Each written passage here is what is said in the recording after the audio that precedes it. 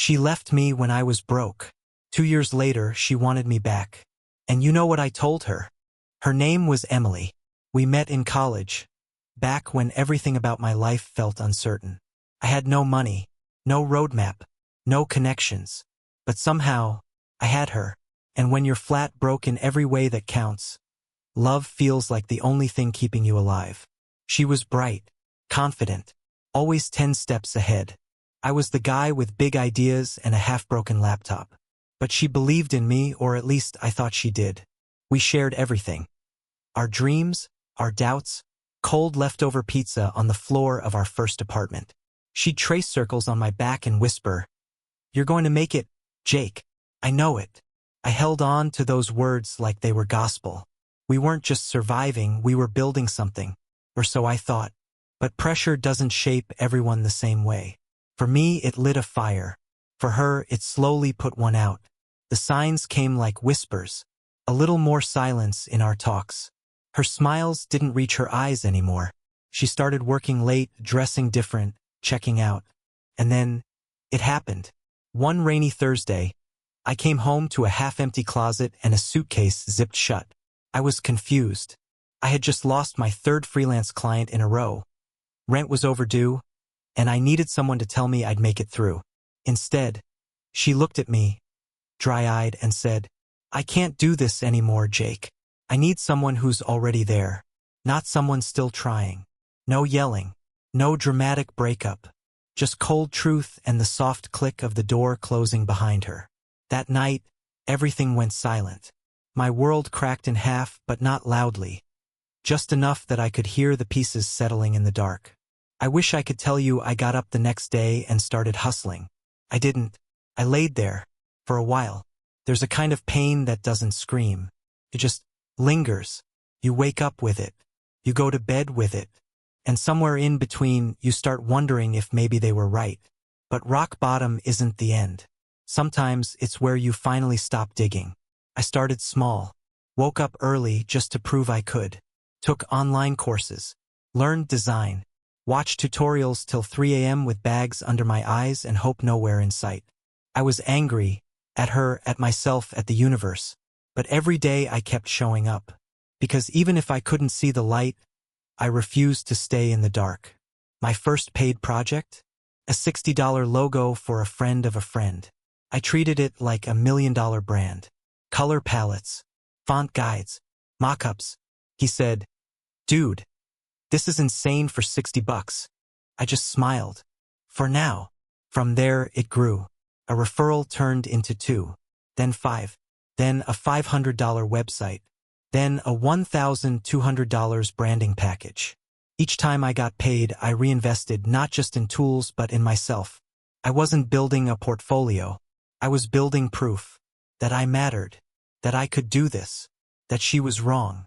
I stopped stalking her social media, stopped replaying the breakup in my head like some tragic home movie. I started replacing memory with momentum. I was no longer the guy she left. I was becoming the man she never believed I could be. Months passed. I got better, sharper. Clients started finding me instead of the other way around.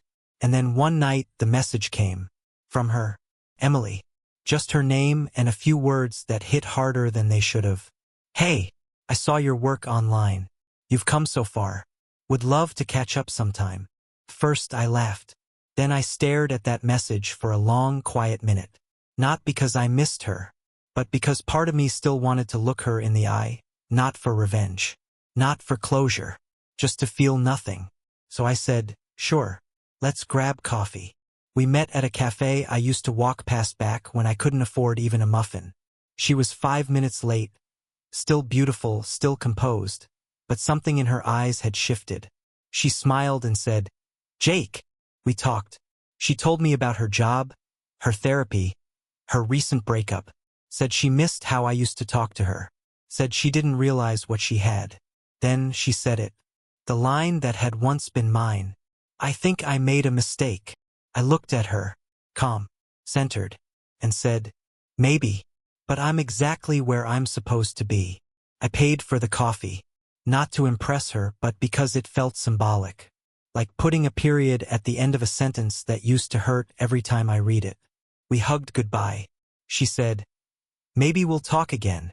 I nodded, but we both knew we wouldn't. And as I walked away that day, I didn't feel pride. I felt peace. Because this story, it was never about getting her back. It was about getting me back. After that coffee with Emily, I didn't feel triumphant. There was no movie soundtrack playing in my head, no slow-motion walk into the sunset. But there was peace. A quiet, steady kind of peace I hadn't felt in years. And after peace came the grind. See, healing isn't the end. It's just the start of what comes next. I went back to work the same night, not because I had something to prove to her, but because I had finally remembered who I was doing this for. Me. I threw myself into design like never before. But this time, it wasn't just about proving something. It was about building something. Something that would last. I started tracking my time down to the minute. Every hour had to mean something: client work, outreach, learning, even rest. I wasn't a freelancer anymore. I was an entrepreneur. A brand. And a brand needs structure, discipline, standards. So I built systems, created a project pipeline, made contracts that actually protected me. I raised my rates, not because I felt greedy, but because I finally believed my work was worth it. Some clients pushed back. "I can't afford that," they'd say. I stopped flinching. I politely reply, "Totally understand. When you're ready to invest in quality, feel free to reach out." Because I wasn't desperate anymore. Desperation was a language I had unlearned.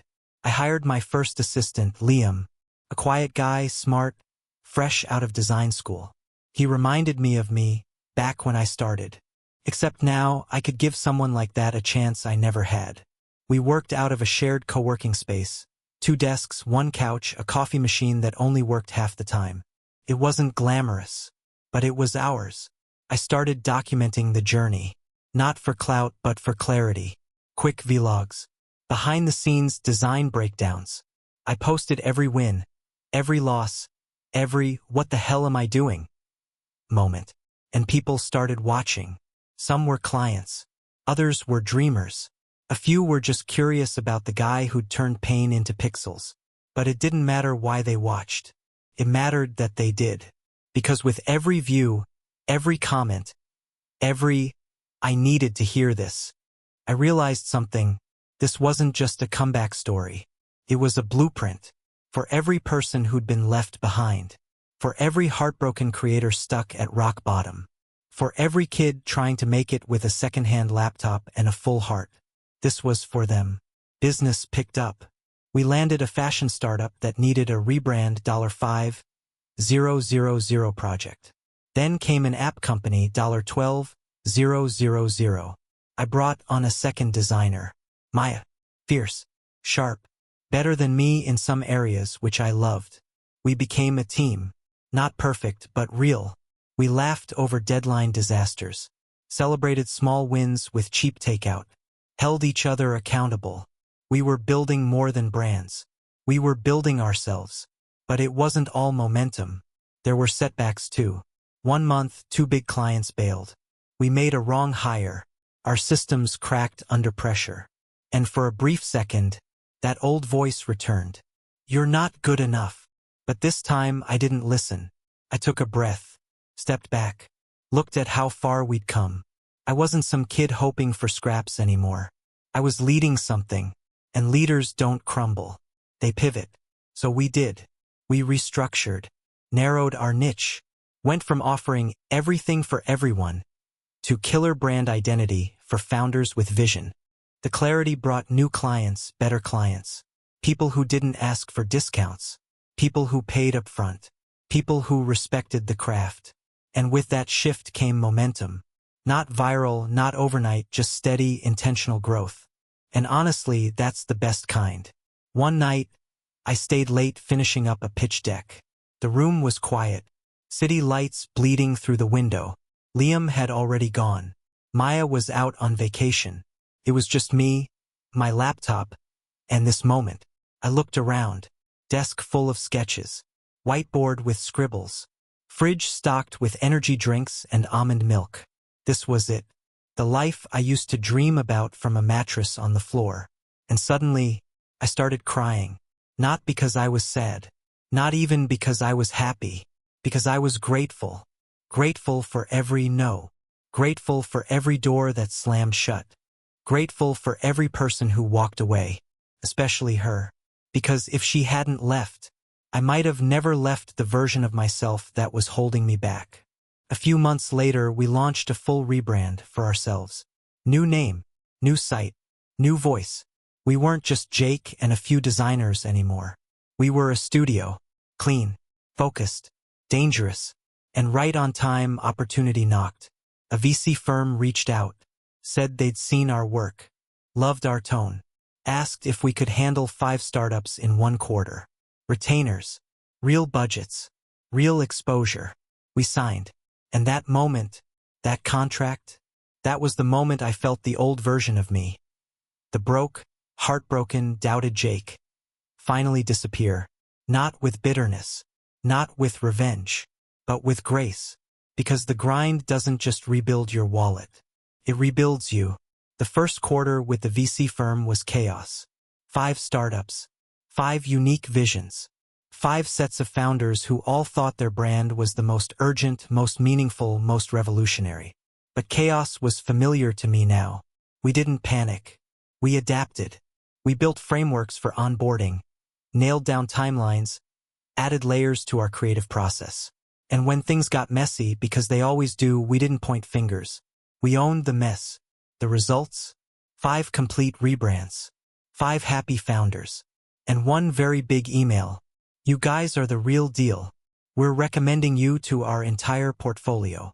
And just like that, the studio, our little 3-person dream, became a player in the big league. Suddenly, people were reaching out to us. CEOs, creators, product managers. They didn't want just pretty designs. They wanted strategy, voice, identity. They wanted meaning. And we gave it to them. Each project we delivered wasn't just a paycheck. It was proof. Proof that hustle can lead to mastery. That pain can lead to purpose. And in all of this, something else started to shift. Me. Not the work version of me. Not the on-brand, on-time, over-deliver version. The human. Because somewhere between all the deadlines and pitch decks, I started breathing again. I took weekends off. I read books that weren't business-related. I called my mom more. And one Friday night, I went to a gallery opening, something I hadn't done in years. That's where I met her. Her name was Naomi. She was standing in front of a giant abstract piece, arms crossed, eyes squinting, like she was trying to read between the brush strokes. I made a joke about how it looked like my inbox after a bad Monday. She laughed. Not the polite kind, the real kind. We ended up talking for an hour. About art, about pressure, about why some people stay and others run the second things get hard. I didn't tell her everything. Not yet. But something about her felt safe. We exchanged numbers. 1 text became 2. Then came coffee. Then came walks that turned into dinners. Then came the kind of connection that doesn't ask you to perform. Naomi never asked about my past. Not in the way Emily once did, searching for weaknesses to solve. She asked with curiosity, not judgment. And I didn't feel like I had to impress her. I just had to show up. One night, I told her everything. About the broke version of me. About Emily. About the suitcase. The silence. The slow, brutal climb back. She didn't flinch. Didn't pity me. Didn't say, "I'm so sorry she did that." She just nodded and said, "That's one hell of a way to find yourself." And that was it. No fix. No advice. Just presence. And for the first time in a long time, I felt seen. Back at the studio, we hit our first $100,000 quarter. It wasn't flashy, we didn't throw a party. But I did buy us a new coffee machine. One that actually worked. Liam grinned when it arrived. Maya cried, just a little. We were growing. Not just in numbers, but in vision. We started mentoring junior designers. Took on 2 interns. Hosted free online workshops. Gave away templates and branding guides for small businesses who couldn't afford big agencies. Because we remembered. We remembered what it felt like to start with nothing. And now we could be the people we once needed. One afternoon, while reviewing mood boards, I got a DM. It was from someone I hadn't spoken to in over 3 years. Emily. Again. She'd seen our studio featured in a digital design publication. Said she was proud of me. Said she was in a better place now, too. She ended the message with, "You always had it in you. I just couldn't see it back then. I hope you forgive me." I stared at the screen for a long time. Then I smiled. Not with spite. Not with smugness. With peace. I typed, "Thank you. I wish you the best." And I meant it. Because healing isn't just about rising. It's about releasing. And I had finally let go. A few months later, I was invited to speak at a creative conference. Topic: Turning Pain into Power. The Designer's Journey.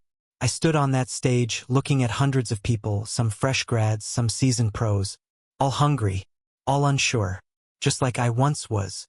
I told them the truth. That success isn't sexy. It's not glamorous or viral or overnight. It's quiet. It's lonely. It's waking up early when no one's watching. Saying no to easy things so you can build the hard things. And that the best revenge? It's not fame. It's not money. It's not making your ex jealous. It's waking up one day, looking in the mirror, and thinking, "Damn, I like who I am now." That's the rise. Not the glow-up they see online. The real one. The one they can't take away. 3 years after that first $100,000 quarter, we had 10 people on the team. A studio manager, 2 copywriters, a full-stack developer. We had an office with real walls, not just co-working booths. And we weren't just designing logos anymore.